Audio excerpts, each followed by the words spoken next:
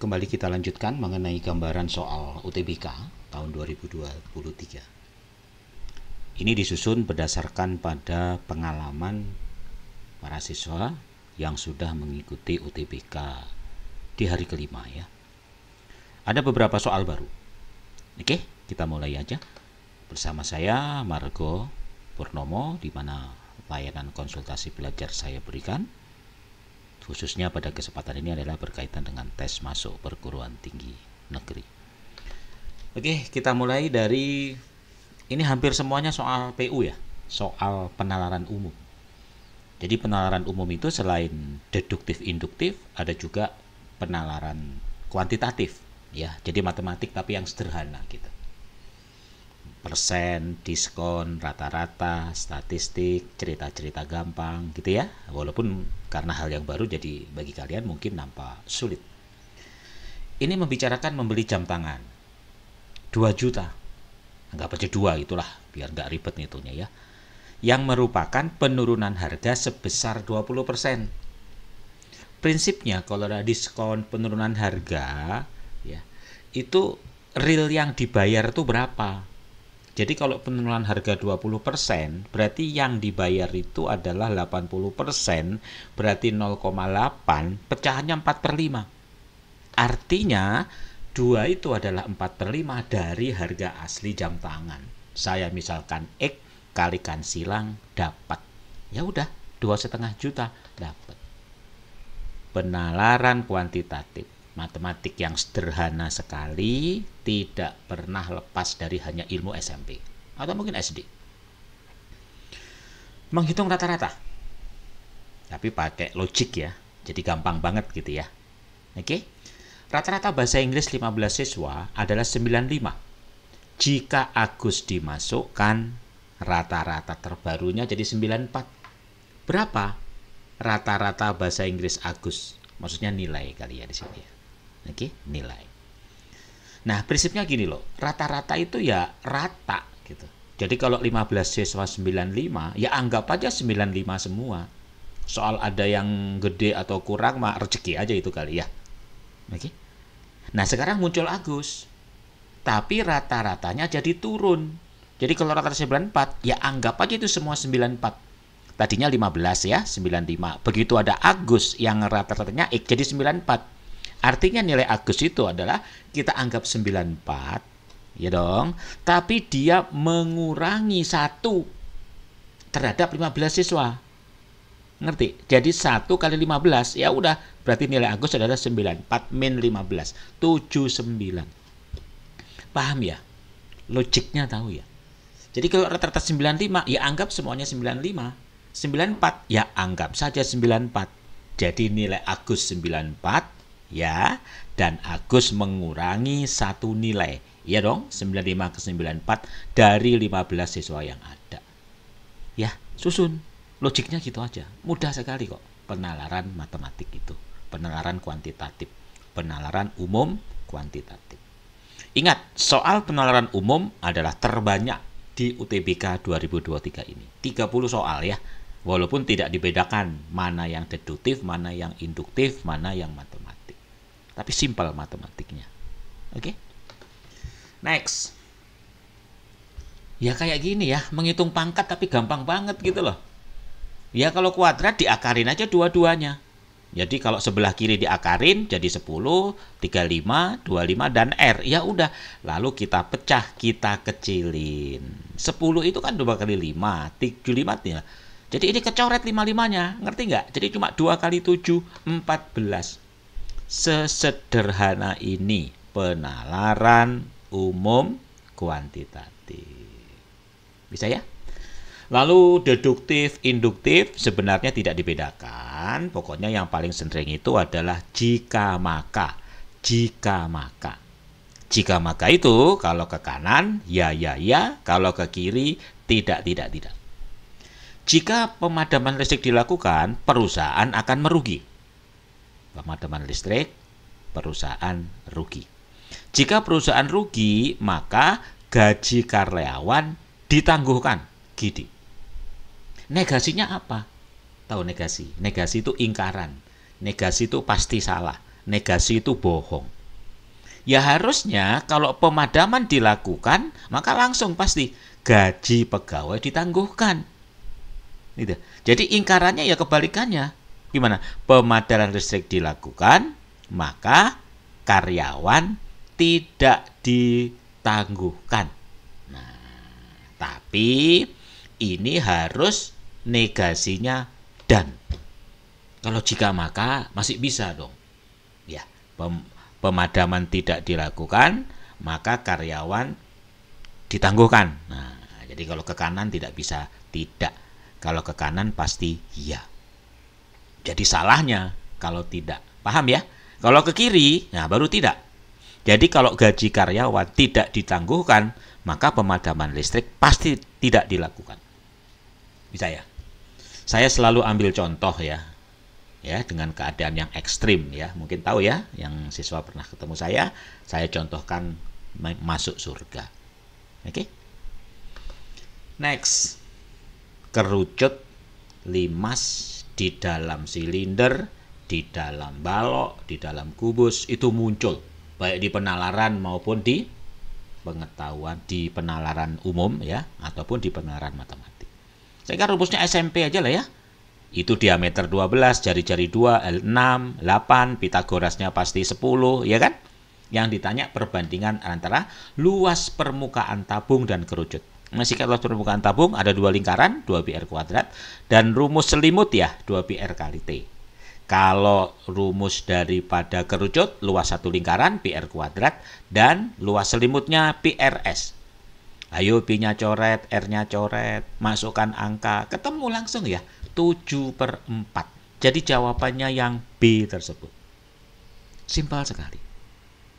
Deret juga muncul dan gampang banget deretnya itu ya kalau di pengetahuan penalaran umum kuantitatif. Ya kalau kita lihat ini kan otomatis ya. Gimana? Ayo. Ya. Ini lompat, ini lompat, ini lompat. Ya kan? Kalau kita lihat terhadap lompatan di sini adalah bagaimana? Kurang 3, kurang 2, kurang 2, ya 17 saja dikurang 2, 15 selesai gitu. Ya, sampai hari kelima itu deretnya masih gampang di logika. Ya. Oke, tapi pernah juga sampai pangkat. Diberi 6 poin, poin itu titik. Ini soal impor dari luar negeri nih. Kalau tes-tes di luar negeri sering kali itu. Berapa banyak akot yang mereka bentuk? Akot itu artinya hubungan. Ini soal terjemahan ya, malas nerjemahin dalam bahasa Indonesia. Maksudnya gini loh, lingkaran diberi 6 titik, ngerti nggak? Lalu dihubungkan. Yang pertama kita bisa hubungkan akotnya ada 5, betul? Yang kedua jadi tinggal 4, jadi tinggal 3, jadi tinggal 2, jadi tinggal 1. Ya udah, seperti faktorial. Tapi ini penjumlahan real, ya kan? Dijumlah. Kalau 6, 5, 4, 3, 2, 1. Sesungguhnya banyaknya akot pada poin suatu lingkaran adalah N-1 jumlah real. Bukan faktorial ya, jumlah real. Oke, jadi kok dibahas jadi lucu ya. Jelas? Nomor 8. Nah, ini soal cerita. Tolong dibikin denah-denah. Jelas ya. Edi membeli nastar dan kue coklat. Adi kue coklat. Astar seperti Riri ditambah dengan Kanstengel, kue coklat dan putri salju. Riri kayak Edi, berarti nastar dan kue coklat. Tolong dikotret ya, bikin ringkasan ya. Jelas? Nah, yang ditanya, siapa yang tidak beli kue coklat? Nggak ada. Semuanya ada kue coklat. Semuanya ada kue coklat. Semuanya ada kue coklat. Jadi, tidak ada yang membeli kue coklat. Nanti soal berkembang loh ya, tidak harus seperti ini. Oke, kalian yang mau UTBK, lihat ini gambarannya. Yang belum UTBK, harus tetap dipelajari seluruh soal UTBK. Dari hari pertama sampai hari ke-14. Loh, kenapa Pak? Karena di ujian mandiri, soal itu disusun berdasarkan soal-soal UTBK yang pernah kamu kerjakan. Bahkan bisa persis sama loh. Ya, nanti saya ceritakan. Di ujian apa yang soal UTBK itu keluar lagi? Apakah di Unpad? Apakah di UI? Apa di UGM? Atau di UNER? Apakah di SMPTN Barat? Nanti saya ceritakan ya. Oke. Nomor 9 biasa aja kayak seperti ini. Cari unsur yang sama.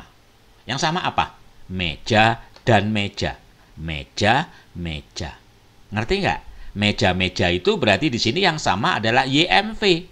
Karena ini nggak ada kata meja, berarti nggak ada YMV. Buang 2, ambil 3. Jadi bedanya pasti salah. Ngerti ya? Lalu di sini ada menarik, ada ditarik. Nah, ada menarik, ada ditarik. Kalau kita lihat unsurnya, menarik dan ditarik, ya ini kan menarik. Kalau menarik berarti mafades. Jadi yang maides ini pasti salah. Berarti C dan D pasti salah. Jadi jawabannya pasti yang tidak usah mengartikan satu-satu. Kelamaan. Ini 5 detik aja selesai. Cari perbedaan persamaannya. Oke? Ini logis saja lah. Ya, ibu baru datang, melihat dan seterusnya. Ya udah pasti lah. Si Budi lah sedang tidur. Lalu ada bekas minyak di mulutnya. Lupa cuci mulut pakai tisu. Ya kemungkinan Budi. Ya, saya kira logis. Yang gampang ada ya. 1, 2 lah ya. Kemudian berikutnya kembali lagi. Limas di dalam suatu balok. Luas permukaan limas. Bagaimana balok? Volume panjang kali lebar kali tinggi. Karena di sini sama, berarti X kali X. Berarti X-nya itu 8. 8 dengan separuhnya berarti 4. 4 itu kan 3, 4, 5. 4 itu kan kalau dikeluarkan 4 jadi 1, jadi 3. Berarti ini akar 40. Apa? Tinggi sisi tegaknya. Ya udah, luas alas 8 kali 8, isi tegaknya ada 4, segitiga, setengah alas kali tinggi. Dikeluarin, dapatlah persis seperti jawaban yang C tersebut. Sederhana ya. Oke. Next, sama lagi nih. Ya, buat pendalaman ya.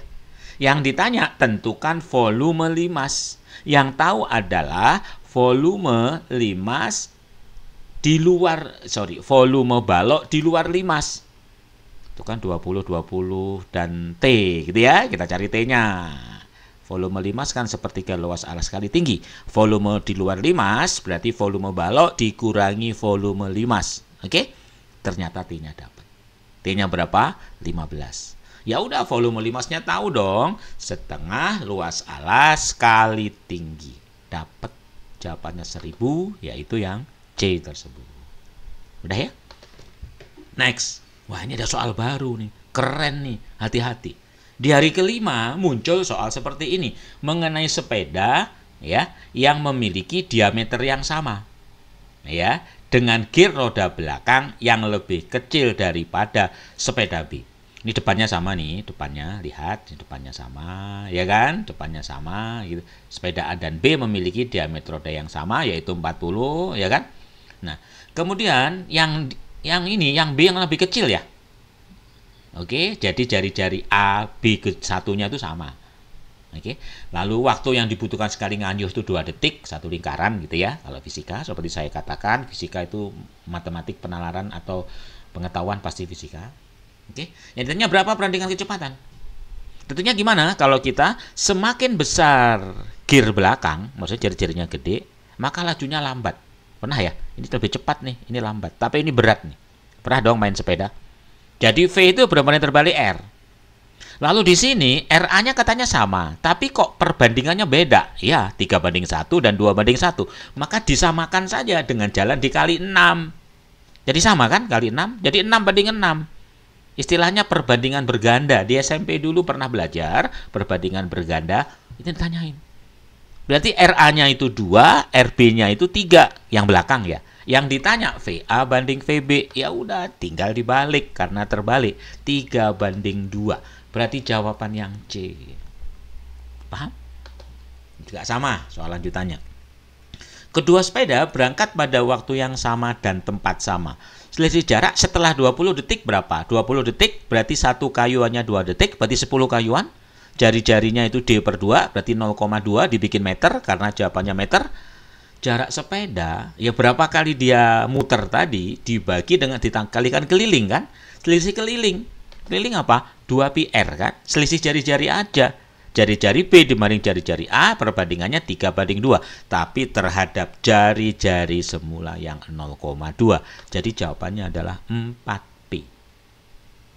Pahal nih pembahasan saya. Ini udah cara cepat logika praktis. Oke.